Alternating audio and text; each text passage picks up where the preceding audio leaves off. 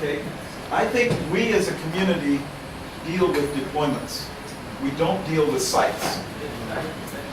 And there's really a big difference. We keep talking about the fact that there's no one at the school who understands how to do systems administration. Correct. Not a problem, but correct.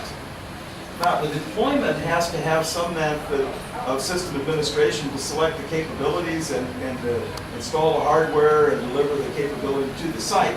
That doesn't mean the site has to have that capability.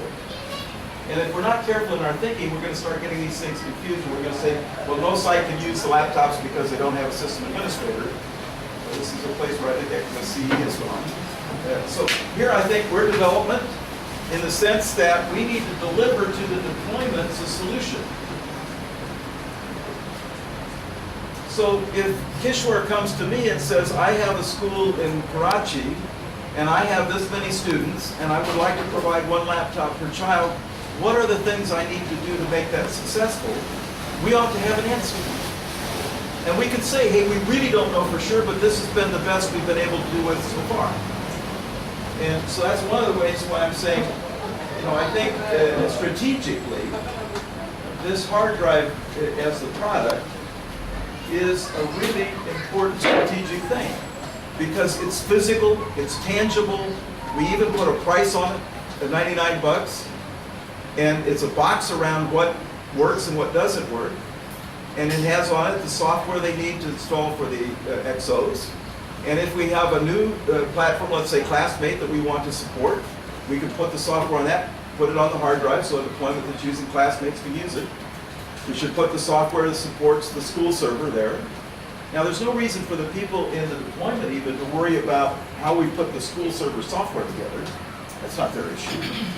If it works for them and it delivers the capabilities, and remember it's the content delivery system that we're really providing, then fine, okay? And then the content that we have available, all of which is open source, freely available, Creative Commons, and so on. And I think as we look at that, somebody's going to say, you know, you didn't put the floss manuals on there. Bingo, let's put them on, right? Oh, you know, over here, we have the Spanish Khan Academy videos. You don't have those on there. Right, let's get them on there, okay? Now you're going to say, oh, it's over a terabyte. No problem. We'll buy a 3.5-inch drive of 2 terabytes. In other words, the amount of content that we can make available to deployments is almost unlimited. But it does take work to collect it, to make it work, you know, to update it, right? Package it, right? You know, I've got all the sugar activities from ASLO on there, but I don't know which of them actually work. I don't know which one of them is current. They're effectively, I put those on there from ASLO in May of last year, or of this year, right? So they're 6 months out of date. Where do we find, so in the community, we need people with a whole variety of skills to address these kinds of issues. But if we've decided this is what we're doing, then we can provide a lot of focus to that community and say, oh, I need to really help you with the Gutenberg books.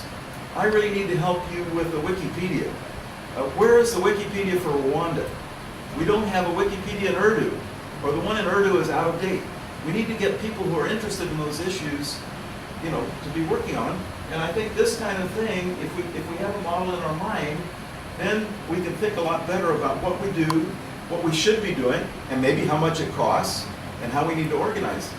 Now, the thing that got Walter upset with me this morning, a lot of things I'm sure I got Walter upset about. It's not that hard, come on. Sugar Labs basically sees themselves properly at this point as the community, right? But I like to think of them more as a upstream supplier of sugar, okay? Now, OLPC was an upstream supplier of hardware. And system software. And the glue is what I'm calling it. I think Bernie's not so happy with the word glue, but we'll come up with whatever it takes. But the point is, OLPC was providing the ability for sugar to run efficiently on the hardware supplied by OLPC. And this meant taking the Fedora-based system, putting in the right drivers, getting them tested, and doing the software integration functions and providing us a build. And that's going away, pretty clearly. So either Sugar Labs needs to expand its role, I think, to encompass that. Or I think even better, I think is Bertie's proposal. Let's see if we can't find some funding, get some people hired to replace that function of OLPC that Simone has handled and Daniel's doing now, because that's going to be very important to us going forward. But that's a point. It's a very critical point issue, but there are a lot of other ones that we have as well. But I would really like to be us in a position to say, when Jennifer Martino comes to us and says, I've got an Aboriginal group in Canada that really wants to use the laptops, what can I tell them they can do with them? I'd like to be able to give her a good answer and say, well, you can have the Wikipedia, the kids have the biggest encyclopedia the world's ever seen.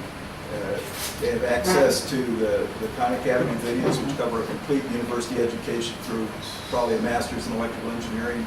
You know, give